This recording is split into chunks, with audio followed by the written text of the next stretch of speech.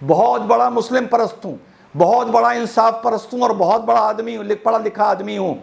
Triple तलाक की लड़ाई कहाँ लड़ी गई? कोर्ट में। 370 की कहाँ लड़ी जा रही है? कोर्ट में। राम मंदिर की कहाँ लड़ी गई? कोर्ट में। सीए की कहाँ लड़ी गई? कोर्ट में। ये आदमी बैरिस्टर है, तो तुम लोगों के लिए मुसलमानों आज तक काला गाउन पहन के और वाइट बैंड लगा के ये सुप्रीम कोर्ट में क्यों नहीं खड़ा हुआ? हेलो, नमस्कार, सत श्री अकाल, अस्सलाम वालेकुम। कैसे हैं जनाब? पिछले वीडियो में मैंने आप लोगों से वादा किया था कि अगला वीडियो में जो उत्तर प्रदेश में ओवैसी साहब फड़फड़ा रहे हैं इस पर बनाऊंगा, तो मैं आज आपके सामने हाजिर हूं। दोस्तों, आज बिल्कुल ही सिलसिलेवार तरीके से पहले ओवैसी साहब को एक नेता बताते हुए, फिर ओवैसी साहब को एक अधिवक्ता बैरिस्टर बताते हुए और फिर एक मुसलमान बताते हुए सिलसिलेवार तरीके से मैं आप लोगों को बताऊंगा कि ओवैसी साहब कितने बेवकूफ़ इंसान हैं। शुरुआत करने से पहले मुझसे बहुत से AIMIM के भक्त ये कहते हैं कि यार ओवैसी साहब के सामने तो तुम टिक नहीं सकते, अक्सर बोलते हैं मुझको। तो दोस्तों, एक बार ओवैसी साहब से मेरा आमना सामना हुआ था। पहले ये देखिए कि कैसे मैंने ओवैसी साहब को तर्क पर घेरा। जब उनके पास जवाब नहीं था तो कैसे वो बदतमीज़ी पर उतर आए। जब वो बदतमीज़ी पर उतर आए तो मैं आदत से मजबूर महा बदतमीज़ी पर उतर आया। और उसके बाद कैसे ये हमारे बैरिस्टर जाहिलिया रूठ गए जैसे कोई बच्चा रूठता है। तो पहले ये देखिए कि ये जब मेरे सामने एक बार ओवैसी साहब पढ़े थे, जो लोग ये बोलते हैं कि तुम ओवैसी साहब के सामने टिक नहीं सकते, उनको मैंने कैसा ज्ञान दिया था और कैसे चुप कराया था कि वो रूठ के चुप हो गए थे। देखिए पिछले सेगमेंट में। रिजवान अहमद, पहले आप। जी शुक्रिया। सुमित भाई, मेरे बड़े भाई ओवैसी साहब हकीकत से बिल्कुल परे हैं। वो बैरिस्टर हैं, लेकिन मैं भी एक अधिवक्ता हूं प्रैक्टिसिंग, और मैं आप लोग को बताता हूं कि ये कानून आया क्यों। जब ऑनरेबल सुप्रीम कोर्ट ने इसको अनकॉन्स्टिट्यूशनल डिक्लेयर कर दिया, तो जब भी ऑनरेबल सुप्रीम कोर्ट किसी चीज को अनकॉन्स्टिट्यूशनल या बैन करता है, उसको सपोर्ट करने के लिए एक लॉ आता है। जब पब्लिक प्लेस में स्मोकिंग बैन करी गई तो उसको सपोर्ट करने के लिए कोप्टा आया। Enactment of law is not the duty of Supreme Court. Vishakha versus state of Rajasthan and 377 unnatural sex में सुप्रीम कोर्ट इस चीज को क्लियर कर चुका है, नंबर 1। नंबर 2, जब ऑनरेबल सुप्रीम कोर्ट ने ट्रिपल तलाक को अनकॉन्स्टिट्यूशनल किया, आवाज आ रही है सुमित भाई? बिल्कुल, बोलिए रिजवान, आप बोल रहे। जब उस दिन इन्होंने अनकॉन्स्टिट्यूशनल किया तो all India Muslim personal law board को एक प्रेस कॉन्फ्रेंस करनी चाहिए थी, जिसमें ओवैसी साहब भी बैठने चाहिए थे, और ये लोग जिम्मेदारी से कहते कि हम सुप्रीम कोर्ट के आदेश को सलाम करते हैं और अपने इदारों को, दारुल कज़ाओं को, अपने मरकजों को, अपने इंस्टीट्यूट को, मौलवियों को, मुफ्तियों को, काजियों को, औरतों को, मर्दों को हम ये ऐलान करते हैं कि हमारे देश से तलाक़ बिद्दत खत्म हो गई है और तलाक़ बिद्दत के खिलाफ हम फतवा देते हैं, और अगर तलाक़ बिद्दत होगी, वो तलाक़ बिद्दत नहीं मानी जाएगी तो ये कानून नहीं आता। इन लोगों ने क्या किया कि सुप्रीम कोर्ट को आंखें दिखानी शुरू करी, सरकार को आंखें दिखानी शुरू करी, एक के बाद एक ट्रिपल तलाक होते रहे, उसको इन लोगों ने सपोर्ट करना शुरू किया। आज जो लैंग्वेज ओवैसी साहब बोल रहे हैं, ये लैंग्वेज इनको 24 अगस्त को बोलनी चाहिए थी। आज बहुत देर हो गई है, अब कानून आके रहेगा। हमारे मुस्लिम रिजवान भाई सुन लेते या तो है ही नहीं, और जो है वो माशाअल्लाह है। जब नैया डूब जाती है तो इनको होश आता है। इन लोग की गलती की वजह से कानून आ रहा है। गवर्नमेंट बहुत सही कर रही है ये कानून लाके। सुनते हैं जवाब ओवैसी साहब। मैं गवर्नमेंट की आंखों में आंखें डालूंगा, किसी की मां में दम नहीं है मुझे रोकने के लिए, मेरा डेमोक्रेटिक राइट है। आप कौन होते मुझे बोलने वाले आंख में आंख ना डालूं? मुझे आवाम ने मुंतखब की आंख में आंख मां का नाम ना लीजिए ओवैसी साहब। Don't go on mother, don't go on mother. Don't go on mother. I will go on your father. Article I will go on your father. नहीं नहीं Don't go नहीं on mother. कृपया ये डेकोरम आपका बनाएं लेवल है, दोनों लोग सीनियर लोग हैं ये बैरिस्टर लोग आपकी हैं तालीम है, डिबेट ये का आपके संस्कार है, किसी के माँ में दम नहीं है, रिजवान भाई ये एक कौन सी लैंग्वेज है, रिजवान भाई ये लैंग्वेज एक हैदराबाद में बोलिएगा, ओवैसी दिल्ली पे ना बोलिए नेशनल ओवैसी टीवी पे, साहब क्या आपने जो तमीज़ है बात आप कही में थी ये? उससे उनको दुख पहुंचा मैं चाहूंगा उसका अफसोस जता के बात को आगे बढ़ाइए मैं पर्सनल एलिगेशन में नहीं जाना चाहता आर्टिकल 141 ओवैसी साहब इंतजार कर रही हूँ। नूरी जी मैं आ रहा हूँ आपके पास ओवैसी साहब क्या आपने आर्टिकल 141 ऑफ द कॉन्स्टिट्यूशन पढ़ लीजिए जाकर, ये लॉ है, पूरे कोर्ट्स को उसको फॉलो करना पड़ता, सुप्रीम कोर्ट जो ने कहा आज आप बात बोल रहे हैं, ये बात आपने 23 अगस्त को क्यों नहीं बोली ओवैसी भाई कि ट्रिपल तलाक इज नो तलाक? ये बात आपने 23 अगस्त को क्यों नहीं बोली जब सुप्रीम कोर्ट ने ऑर्डर दिया था? तो देखा आप लोगों ने मुझे बात नहीं करनी है ओवैसी साहब की ये हालत कर दी थी। तो कुल मिला के अभी मैं आप लोगों को बताता हूं बतौर बैरिस्टर ओवैसी साहब कितने बेवकूफ नामकूल इंसान हैं। एक तो आप लोगों ने ये सुन ही लिया, जब ट्रिपल तलाक में ऑनरेबल सुप्रीम कोर्ट ने ये कहा कि इसको बैन होना चाहिए, इस पर पाबंदी लगनी चाहिए, तो ओवैसी साहब को बतौर बैरिस्टर और बतौर एक लीडर, अगर इनमें कॉमन सेंस थी, और ये बात मैंने कितने डिबेट्स में कही है, उस जमाने में मैं टीवी पर जाता था, इनको एक काम करना चाहिए था, इनको 3-4 दिन के अंदर ऑनरेबल सुप्रीम कोर्ट में एक एफिडेविट देना चाहिए था कि हम ऑनरेबल सुप्रीम कोर्ट के हुक्म का सम्मान करते हैं, जैसा मैंने इनसे बोला, और आज के बाद हिंदुस्तान में ट्रिपल तलाक नहीं होगी, तलाक बिद्दत नहीं होगी। लेकिन ये लोग, जैसा मैंने बोला, सुप्रीम कोर्ट से लड़ते रहे, सरकार से लड़ते रहे, और उस बीच करीबन 70-80 तलाक़ें हुई जिनको ये सपोर्ट करते रहे। अगर मैं मान लीजिए ओवैसी साहब की जगह एक होता, एक लीडर होता या रिप्रेजेंटेटिव होता जिस पे मेरी बात का असर होता, मैं तुरंत मुस्लिम पर्सनल लॉ बोर्ड से कहता कि सुप्रीम कोर्ट में हलफनामा दे दो कि अब ट्रिपल तलाक नहीं होगी। यही एक तरीका है कानून से बचने का। ठीक, अब जो इन्होंने बताया कि कॉन्स्टिट्यूशन आर्टिकल 141 ये कहता है कि एक बार जब सुप्रीम कोर्ट ने एक चीज़ बोल दी, बैन हो गई, तो वो फिर ख़त्म हो गई, उस पर कानून क्यों आ रहा है? तो ये मैंने उनको भी बताया था, और आप लोगों को आज भी एक बड़ी आसान तरीके से बता दूं। आर्टिकल 141 कॉन्स्टिट्यूशन का ये कहता है कि अगर आप मान लीजिए ऑनरेबल सुप्रीम कोर्ट कहे कि नेशनल कैपिटल रीजन में 10 साल से पुरानी डीजल की गाड़ी नहीं चलेगी, तो करेक्ट है, ये एक लॉ बन गया, ये बैन लग गया।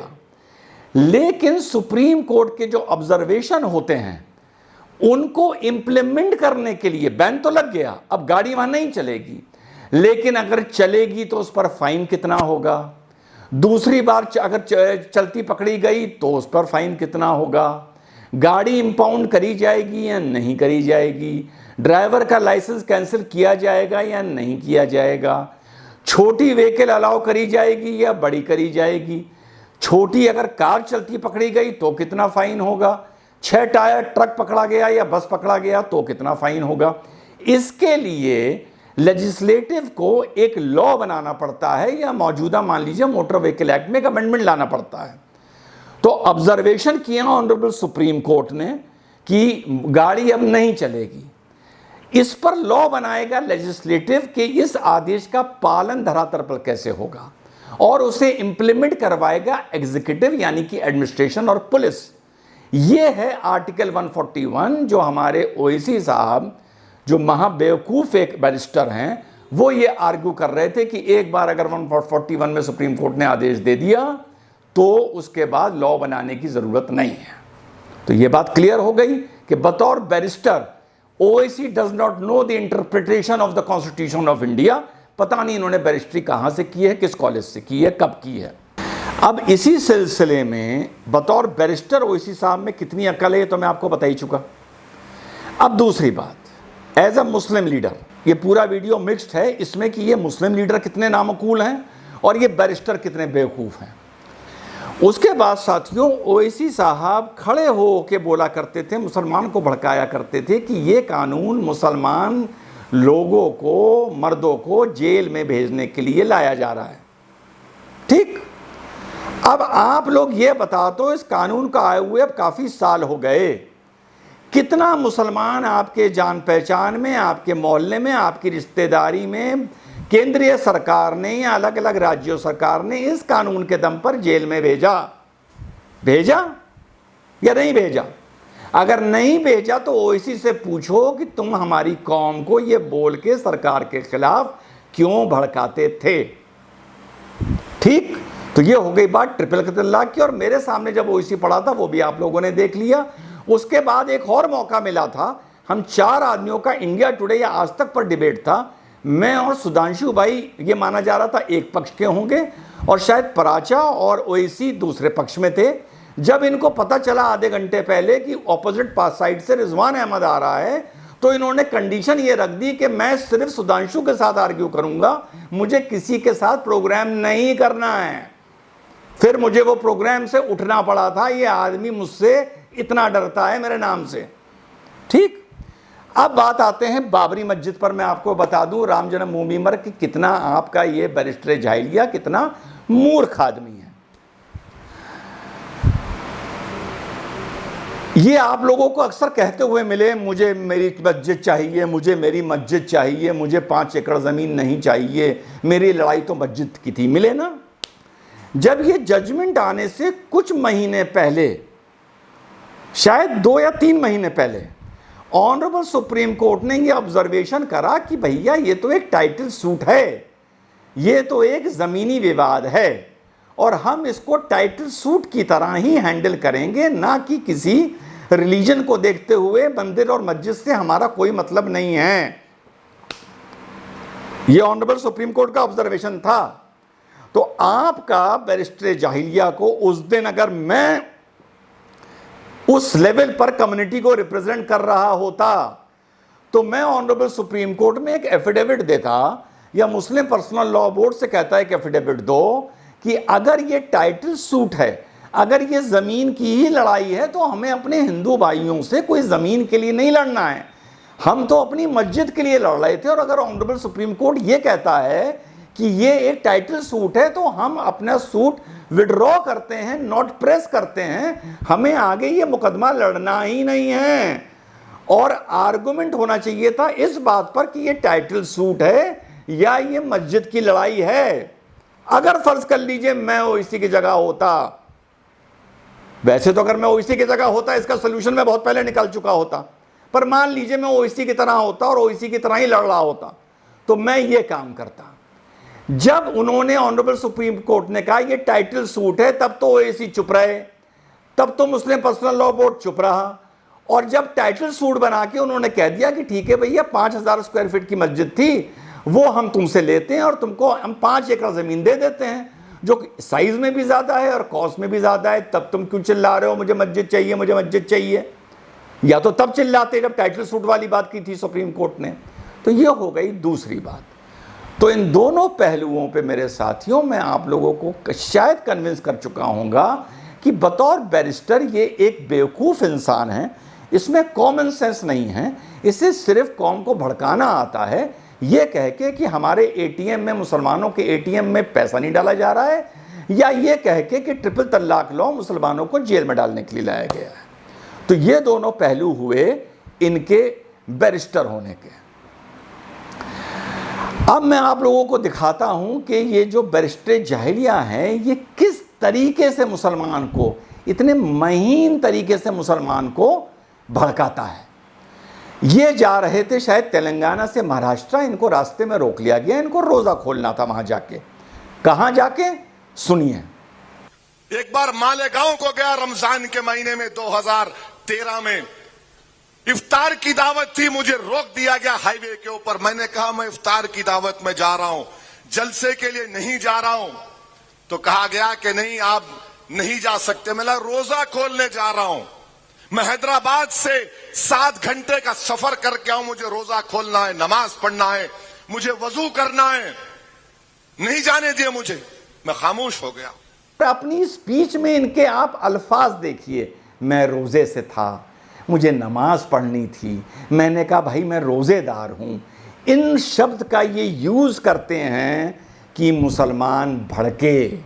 यार तुम्हें मोदी पसंद नहीं, तुम एक नहीं लाख विरोध करो मोदी का। तुम्हें योगी पसंद नहीं, तुम एक नहीं लाख विरोध करो योगी का। लेकिन इस तरह से जलीलों की तरह ओवैसी साहब और ओवैसी के चाहने वालों मुसलमान की भावनाओं से, उसके मज़हब से ना खेलो। ये कह के कि मुझे गिरफ्तार कर लिया गया, मैं तो नमाज पढ़ने जा रहा था। अरे नमाज तो सड़क पे किनारे जमात में पढ़ लेते, रोज़ा खोलने के लिए तो एक खजूर काफ़ी है, रोज़ा खोल लेते। तुम 7 किलोमीटर 7 घंटे का सफ़र करके रोज़ा खोलने जा क्यों रहे थे, पहले ये बताओ। रोज़े में तो ये कहा गया है कि भैया अपने काम से अपने काम रखो, वरना अपने घर में रहो, या अपना मस्जिद में रहो, या अपने घर में रहो, तुम या अपने काम पर जाओ। तुम 7 घंटे का सफ़र करके रोज़ा खोलने जा रहे थे, वो भी एक सेंसिटिव इलाके में, और भाषण क्या दे रहे हो, रमज़ान, मुसलमान, रोज़ा, नमाज। इससे बस मुझे नफ़रत है। ओवैसी चाहे लाख विरोध करे मोदी का, मुझे कोई फ़र्क नहीं पड़ता, लाख विरोध करे योगी का, मुझे कोई फ़र्क नहीं पड़ता। अब मैं आप लोगों को आखिरी में ये दिखाता हूँ कि मोदी, ये जो आपके बैरिस्टर जाहिलियाँ हैं, इनकी दूरदृष्टा, ये कैसे विजनरी हैं, ये कितनी आगे की सोच पाते हैं, और माशाल्लाह कितना अच्छा सोच पाते हैं। देखिए, जब बीजेपी की 303 सीटें आईं तो ये आज तक पर क्या बोल रहे थे। अरे मैडम, 5 साल में क्या किया, अब क्या करेंगे देखेंगे, मसला तो सुप्रीम कोर्ट में है। 370 को तो निकाल ही नहीं सकते, मैं चैलेंज कर रहा हूं जी। मैं अच्छा, चैलेंज कर रहा हूं। 370 हमेशा धोखा दे रही है बीजेपी अपने वोटर्स को। 370 तो मोदी हटा ही नहीं सकता, 370 तो मोदी हटा ही नहीं सकता। तो अब इससे भी समझ लो मुसलमान भाइयों कि ये ओवैसी सिर्फ तुम्हें लड़ा के और हरा के जलील करके अपना उल्लू सीधा कर रहा है। इस ओवैसी ने तुम्हें आज तक एक भी लड़ाई जिताई हो, या तुम्हारे लिए अपनी अच्छी नीयत से इसने आगे कोई पेशकश की हो तो मुझे बताओ, मैं मान लूंगा, मैं कहने लगूंगा हाँ ओवैसी यहां पर सही है। सिर्फ ये तुम्हें लड़ाता है, सिर्फ फिर ये तुम्हें हराता है, फिर ये तुम्हें जलील करता है, फिर ये तुम्हें एहसास कराता है कि इस देश में तुम सेकंड और थर्ड क्लास के सिटीजन हो, और मैं तुम्हारा मुतवल्ली हूं, मैं तुम्हारा नेता हूं, और मैं तुम्हारा रहनुमा हूं। ओवैसी जिससे मिला है, ओवैसी को वोट देने से किसका नुकसान होगा अगर मुसलमान ओवैसी को वोट देगा, अगर मुसलमान उत्तर प्रदेश में ओवैसी को वोट नहीं देगा तो किसका फ़ायदा होगा, मुझे इस डिटेल में ही नहीं जाना है। मेरी सिर्फ एक लड़ाई है कि इन चक्करों में मत पड़ो कि ओवैसी को अगर वोट दे देंगे तो अखिलेश का वोट कटेगा तो योगी को फ़ायदा होगा। नहीं, ये नीयत की ख़राबी है।